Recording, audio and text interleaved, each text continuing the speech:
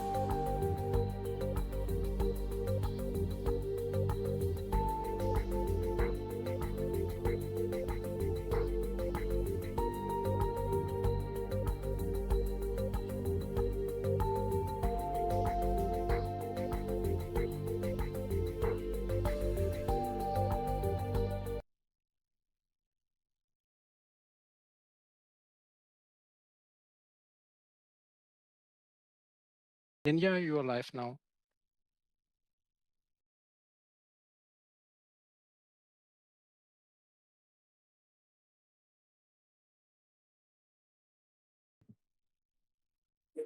Good afternoon and welcome to this press briefing on Vega-C, the new ESA rocket. We have a bit of a delay. My apologies for that. There were some technical setups with the link to get in. But we're now ready to go. And I am very, very happy to have this press briefing here today. The launch is currently planned for 13 July, so next week, Wednesday. From Europe's spaceport in French Guiana. Timing at the moment is 13:13 Central European Summer Time.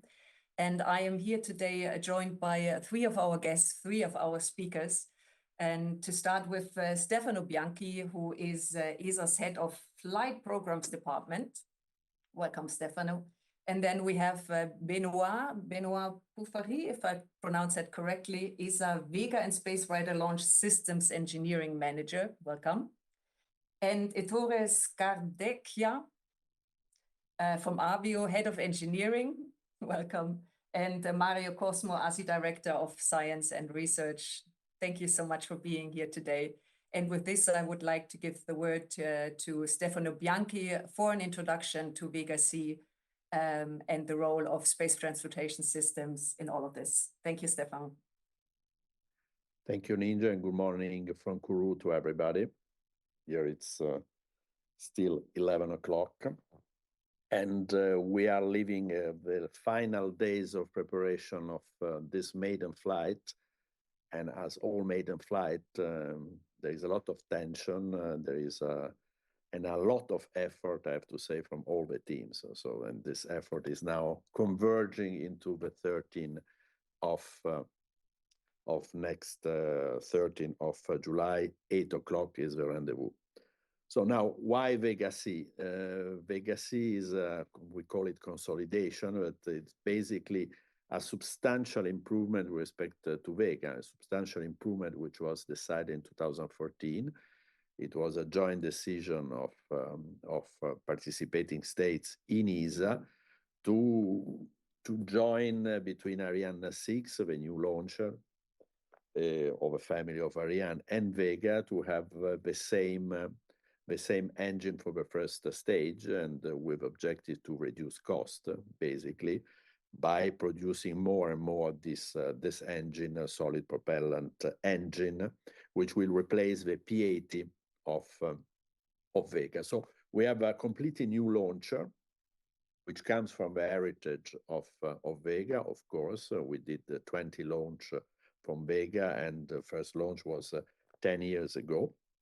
So we are consolidating what we got with Vega, with the idea to radically reduce also the cost, because we'll have 50% more performance with Vega-C with respect to Vega, with a reduced cost with respect to Vega. So it's a radical reduction of the cost per kilo per launch. And what we will get on more than that is also increase the flexibility, because we would like to serve all the market, and the market has now from very small payloads to biggest payload. We serve the same type of market in low Earth orbit, but there are now many different requests from the market, and we started already 2 years ago with Vega, with the first European launcher carrying 53 satellites, and we will do the same with Vega-C. We will try to serve all requests in Europe. And when I speak in Europe, when I say about Europe, is because we really, I mean, what has happened in the last month is a highlight of a need to have independent access to space, and that's it's a major point to have independent access to space with Vega for the segment of the market which serves a key institutional payload like Copernicus, for example, for Earth observation, but all the institutional mission, European institutional mission, and of course also commercial mission. Just to say that we have, I mean, a bit of pressure on this maiden flight, apart of the usual one, is that we have about 14 launchers, which launch that will follow with customer waiting for us, and we have the backlog is quite complete for 2023, 2024, and 2025. So these are a bit the main messages that I wanted to introduce to you at Vega-C, and in particular waiting for the last day before this maiden flight.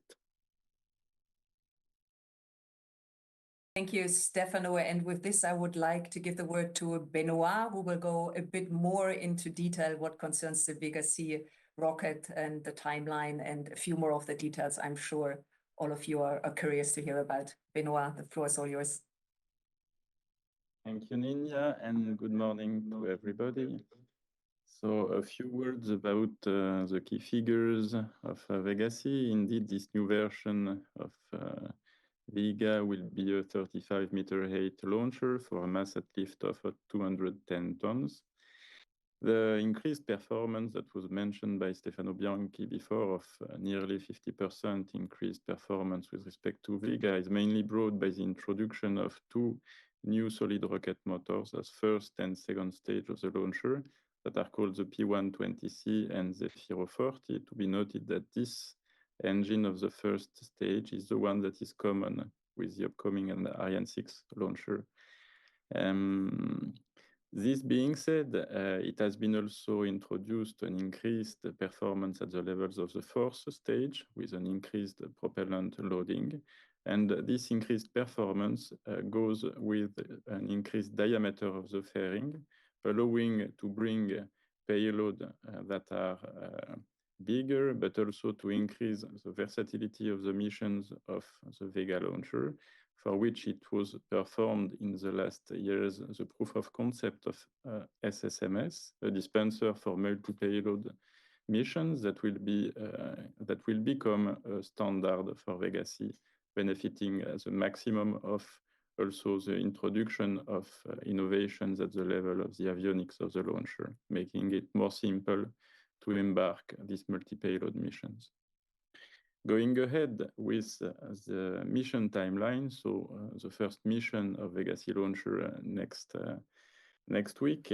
The first three solid rocket stages will bring the launcher at an altitude of nearly 300 kilometers after a burn of a bit more than 2 minutes for each of the solid rocket stages.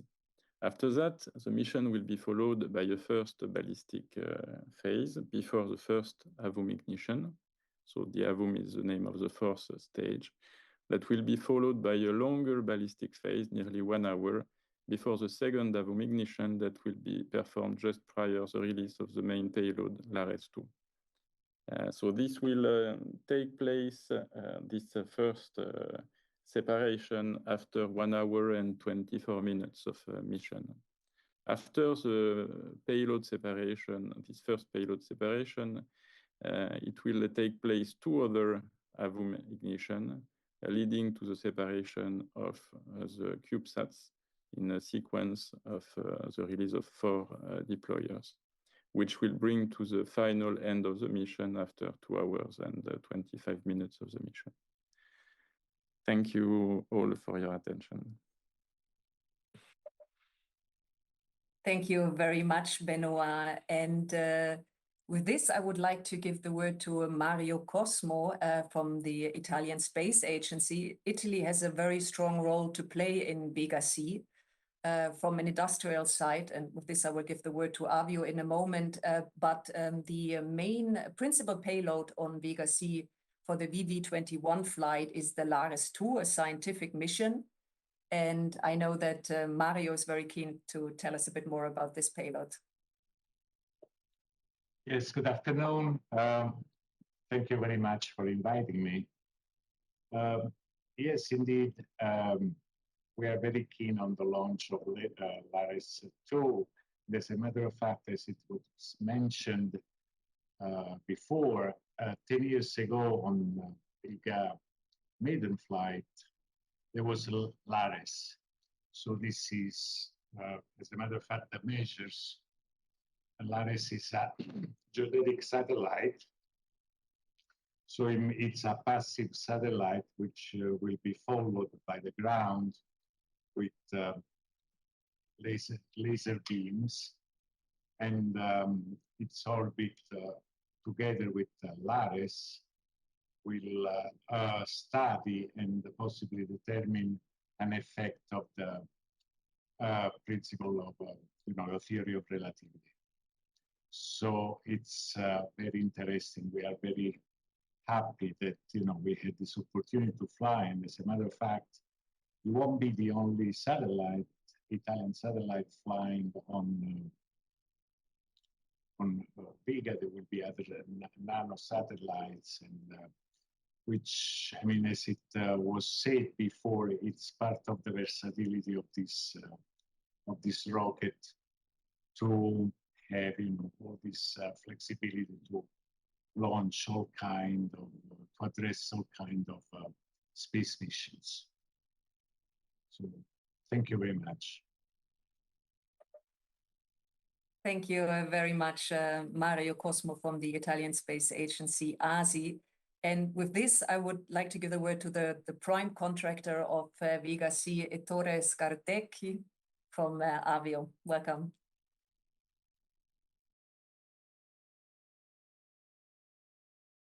You're unmuted. Okay, sorry. So thank you for the room. And I was saying that we are lucky and proud to be the prime contractor on this Vega rocket. That is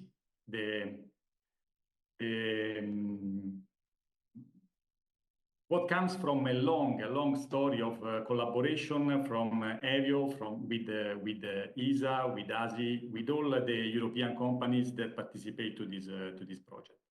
What is important to say is that to have this kind of product ready for the launch means that you have to collaborate with a lot of companies, and you have to rely on the competencies of a lot of people that shall work all together straight to the results that shall be the mission. And to be the prime means to be ready and to be able to collaborate and to manage this process all along the path that drives from the beginning of the project to the end.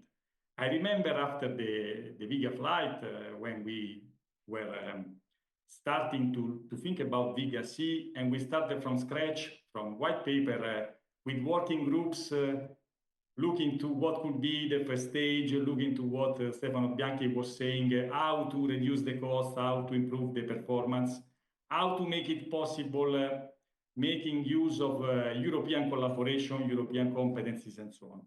And it is really amazing to start from white paper and then arrive here in a week from the launch, and to see that all this work has been done properly, that everything has generated products, parts to be integrated here and to be ready to install. Also here in Kourou, to make this happen means that you have to collaborate with a lot of people, a lot of companies also here in the launch base. You cannot achieve the results alone, but you need a lot of collaboration, daily work, daily and night work maybe, but it is really important to get the right results at the right time. And now we are close to this. So it's clear that it is an industrial work, but it is also a human adventure.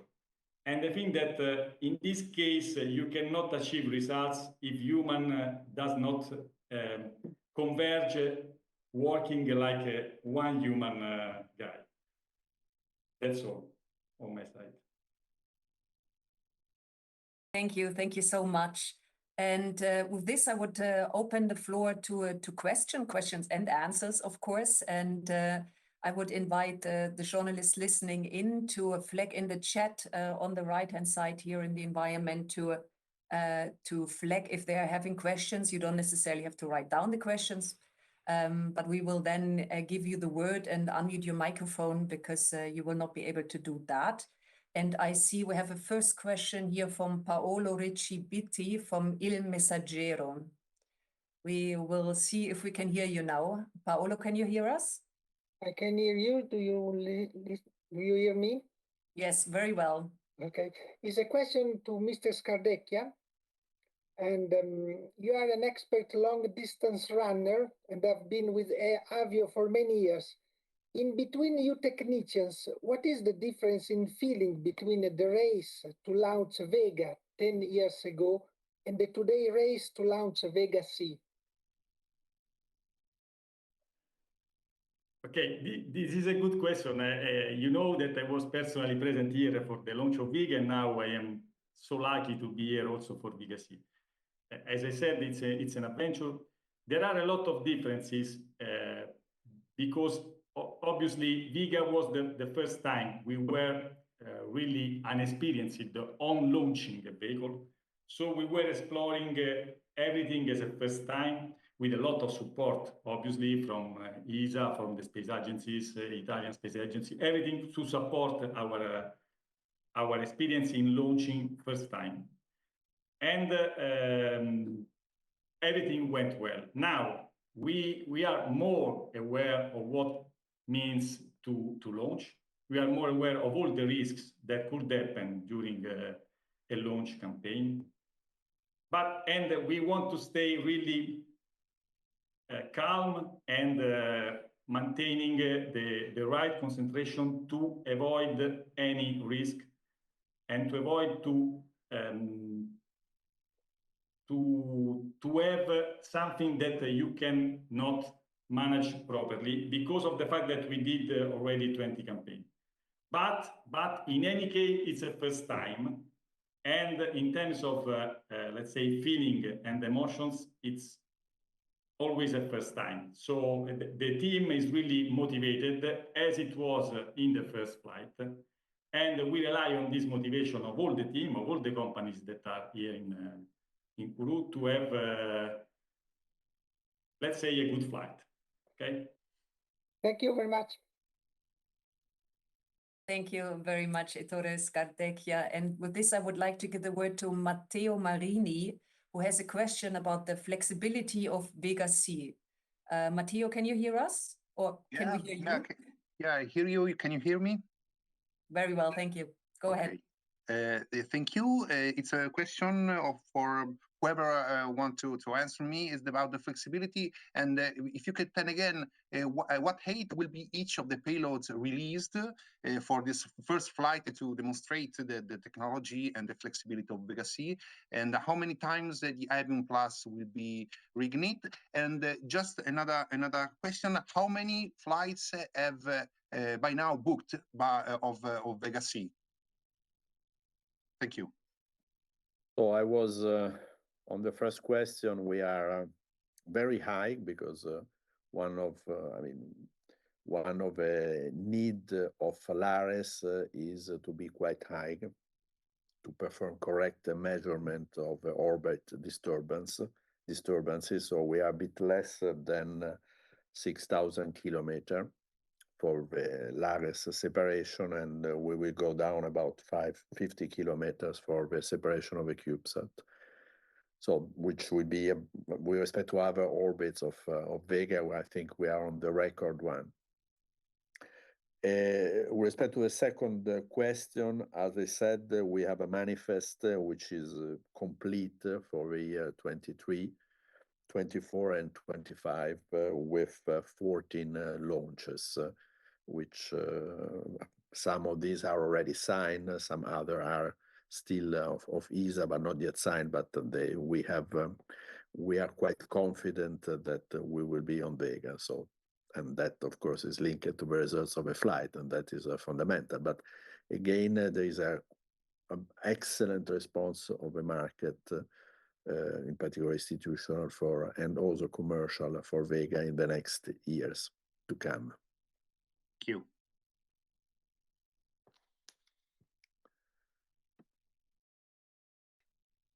Good. With this, I would like to give the word to Jeff from Space News, who has a question about the Ukrainian-built Avio engine.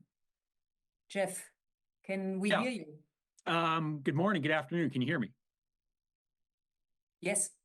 Great. My question is, there was some concern this spring about the long-term access to the Avio engine that's used on the Vega upper stage. I wanted to check in on what the status was in terms of the stockpile of the engine, the future availability of it, and any plans to potentially replace it with an alternative engine. Thank you. So, as you can imagine, this is a very critical question on which I will not be, I will try to explain, but will not give all the details, because our cooperation, the cooperation with Ukraine is continuing, and we wish to continue it. It's important to say that, first point. Second, we have a stock of engines available in Italy. Third, in the longer term, because we are covered up to medium term, in the long term, there are three actions. First action, as you know, we are developing, and that was already planned, a new version of Vega, which is Vega-E, with an upper stage based on liquid, or with a liquid cryogenic stage based on the new engine under development with Avio, called M10, so a methane, liquid methane and liquid oxygen engine. And we were planning already that development, and of course we are accelerating that development. The engine is currently under testing in the test bench in Sardinia. First action. Second action, we are studying backup solution in case we would have a disruption, and we're doing everything to avoid any discontinuation of the launch of Vega, because it's crucial. And we are studying other potential backup. There are two options today that we are studying. And third, of course, as I said, we wish to continue our cooperation with Ukraine, and for the reason you can certainly understand. They have been so far a very reliable partner. And as I said, we do not have any issue related to discontinuation in the medium term, and we are working anyway on risk mitigation for whatever will happen. And this action have already started, of course.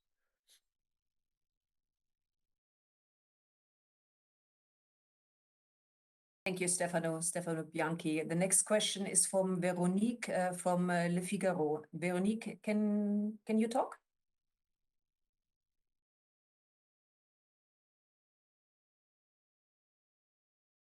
Veronique, are you able to unmute? Otherwise, I'm reading your questions. The questions you have mentioned. Hello? Can you hear me? Okay. Good afternoon, everybody. Thanks to take my questions. So I would like to come back to the order book of Vega-C. Can you be more specific and explain how many orders precisely have been signed, and for how many customers, on what type of missions, to be more specific about that? Could you also remind us what is the budget of development of this new launcher? And eventually said if Vega-C will be able to launch satellites made for constellations. And last question is about the commonality between Vega-C and Ariane 6. Can you explain? We understand that one of the engines was common for the two launches, but I guess the first stage of Vega-C is also the booster of our Ariane 6. I'm not sure, so can you clarify that? Thank you. So I will start because I have a pleasure to be also responsible for Ariane 6. So On the common part, of course, is the first stage. I was mentioning it at the beginning. It is called P120. It's a substantial improvement with respect to the P80 of today, and has a major requirement to reduce cost. And how do we reduce cost? Because we produce it at the maximum. So we have to say that Ariane 6, also thanks to an improvement of a P120C that we are starting, has signed a big order with Constellation, with Kuiper very recently. So we'll have an engine which will be, today we have, we have to produce it at the maximum, meaning basically 24 hours per 24 hours of production of P120C. And that is a main element of commonality between Vega-C and Ariane 6. Then going to the other question on the cost of the development, the program was decided together with Ariane 6 in 2014 and has a budget of about 300 million euro. Vega-C development, which are paid at more than 50% by Italy. And then we have France, a second participating state, Belgium, Germany, Spain, and a total of 12 participating states, which are financing this program.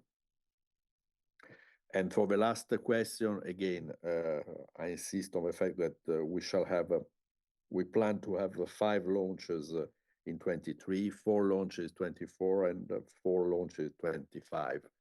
Then institutional customer for these are the European Union for Sentinel. We have ASI as a customer, Planet. We have ESA launcher, and we have also commercial launcher, but I will ask Avio to complement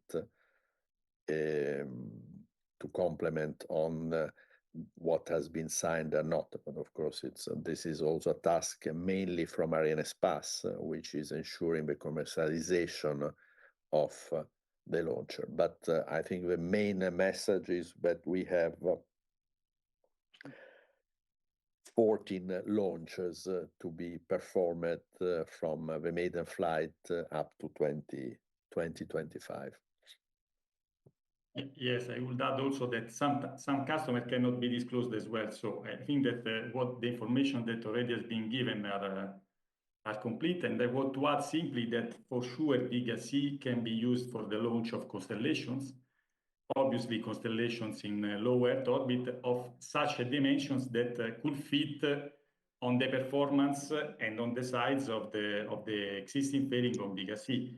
But the Vega as launch vehicle and with the capabilities to be reignited and to change also orbit, plane, and angular position is really a good candidate for not only the support and the development of a constellation, but also for replacement, replenishment, all the activities that are typically needed with the need of a very high flexibility and versatility of the upper stage. And this is typical the ability of Vega to reach target orbit with very accurate positioning and to be reignited to release payloads exactly when they need and where they need. Thank you.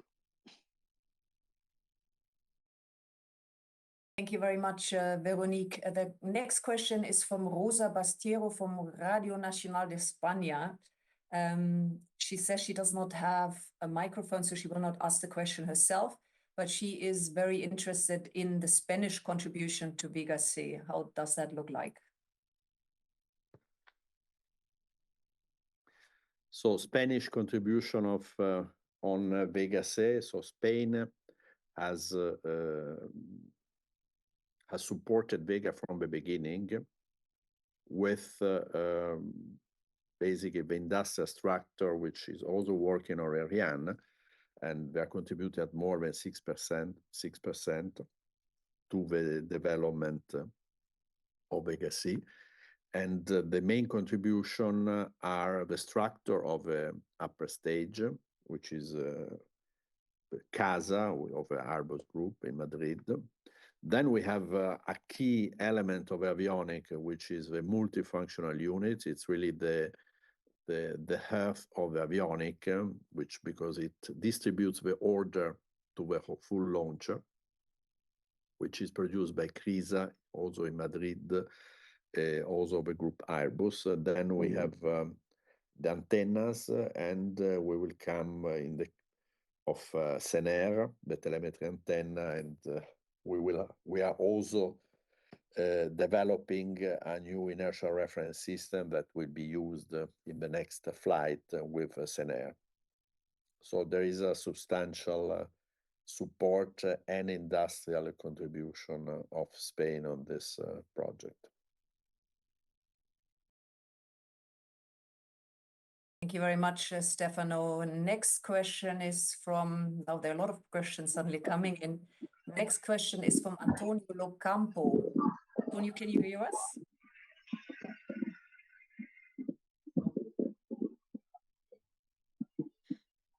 It looks like you're speaking, but we don't hear you. Antonio? Then I will ask the question for you, Antonio. The question is when it will happen, the launch of Space Rider with Vega-C. If I understand the question correctly that you have typed. Yes, I did not mention Vega-C, but Space Rider, but in fact, one of a big point and a new point is that we will have an integrated space transportation system with Space Rider. So the first European space transportation system we will enable to go to space and come back. And the first flight is planned in 2024. And we are developing, by the way, we will have next week the finalization of a critical design review of Space Rider. So we will freeze the design. And that's also a big step forward because, by the way, we will use same element from Vega and Space Rider to stay on orbit. So the AVUM, which is the upper stage of Vega, we stay in orbit, will enable the permanence on orbit for 2 months for Space Rider before it comes back. So it's really an integrated system that we are developing. Thank you, Stefano, and apologies from Antonio. He had indeed some problems with his audio. Next question is from Stefan Barensky from Aerospatium. Stefan, can you hear us? Can you speak? Do you hear me? Very well, go ahead. Yes, well, I was looking into my archives and I found, I did not remember that Vega-C was supposed to launch in 2018. So the development has lasted twice longer than planned. I understand that there were 2 failures of Vega plus the COVID, but that may not explain all of these delays. What were the other difficulties that had to be overcome? But in fact, I'm looking at the declaration. It was end of 2019, so that we planned in 2014. Then what happened? We did not have major issues of development. In the development, we did not have failures in the propulsion element. So the P120 went quite smoothly because it's the biggest new development. The Zephyr 40 as well. So we did not have major disruption during the development or technical difficulties. On the other side, we had the 2 failures, which took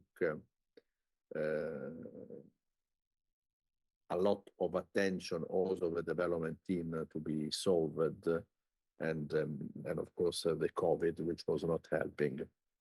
Then of course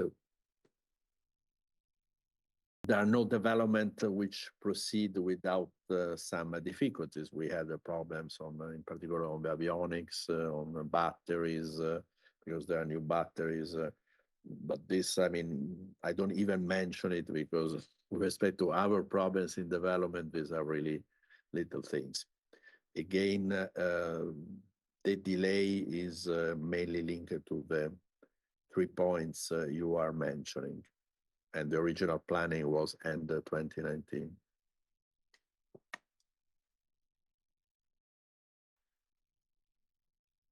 Thank you very much, Stefano and Stefan. Are there any final questions? I think that was the last one as far as I see it, but I give you a few more seconds to raise the hand or indicate you have one more question.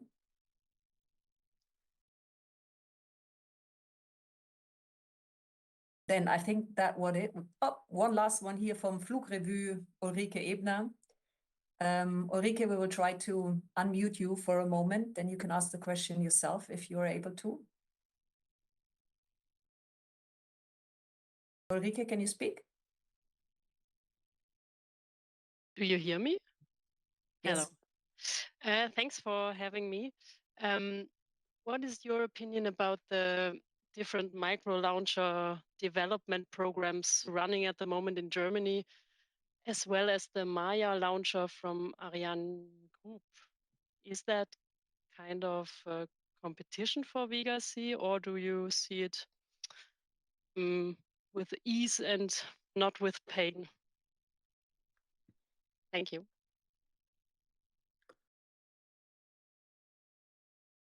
I can try to answer, then I will leave the floor to my colleagues. I mean, in terms of opinion, I like very much that there are interest in space, that there are private investors in space. So I think the micro launcher to have new companies which have a lot of enthusiasm, because I also visited them. I met very good engineers and a lot of passion to develop this micro launcher. It can only bring benefits in Europe, and to have a competition and to have other actors which challenge the usual actor, the usual suspects, let's say. On the other side, this is an opinion. Then, I mean, we have to rely on facts. And the facts are when you are testing your engine, when you are testing your system, and when you will have flights, successful flights. And that's just to say that we need some time to get there. And but I think they will really be welcomed. Then on the specific question of I mean, whatever competition, I think competition is always a good point. But then we shall have a competition and have every actor able to play with the same cards in competition. So that applies to everybody, to Vega, to Maya, or whoever. But I leave the floor also to my colleagues to add on this question. Oh, yes, I share the point of Stefano Bianchi, in the sense that instead of having an opinion, I am an engineer, so I try to stay on fact and on data, because it's very difficult to express opinion on something that is not well known. So we are really interested in understanding what they are doing, and we follow them in the sense that we are not close to understanding and to see what happens. But to have an opinion, to have a technical opinion, means to know data and to see results, test results, and hardware that is coming out. Obviously, micro launchers, and because sometimes they are called micro, but they are not so micro, so it depends on the terminology. But in any case, they could be obviously generate some concurrence with respect to Vega and to the market of Vega. But today, Vega-C is also let's say a consolidation. So the performance of Vega-C is not so easy achievable with a new development. And I can confirm from my experience that it's not so easy to pass also from a Vega to Vega-C. And but for sure, in sense of we don't fear the concurrence, but we want to be really, as was said also by Stefano Bianchi, if we go in a market that is open, it shall be open. And so if we want to start this kind of competition on the micro launcher, we are ready. We can go.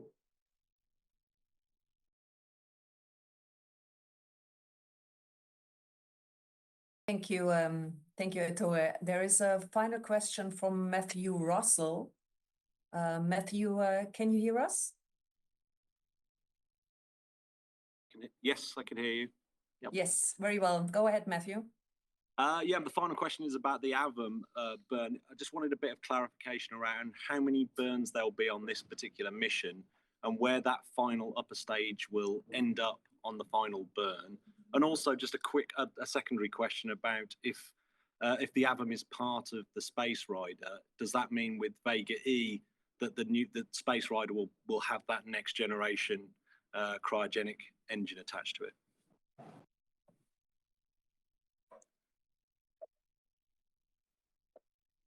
Okay. Who wants to take that question?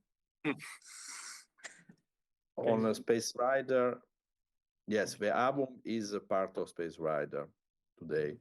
Then for Vega-E, we are developing other solutions that will be proposed at next ministerial, because we cannot carry for 2 months the cryogenic stage on together with Space Rider. We are studying solution with an orbital engine, of course, based on the same characteristics of the AVM engine today. Then I will leave the floor to Benoit for the question on the ignition and where we live. Yes, so concerning the ignition, there will be 5 ignition for the mission. The first 2 are in the benefit of the release of LARES. Then the next 2, so ignition 3 and 4, will ensure the injection of the payload. And the 5th ignition is dedicated to put the stage in the parking orbit at the end of the mission. The final orbit is 5,850 kilometers.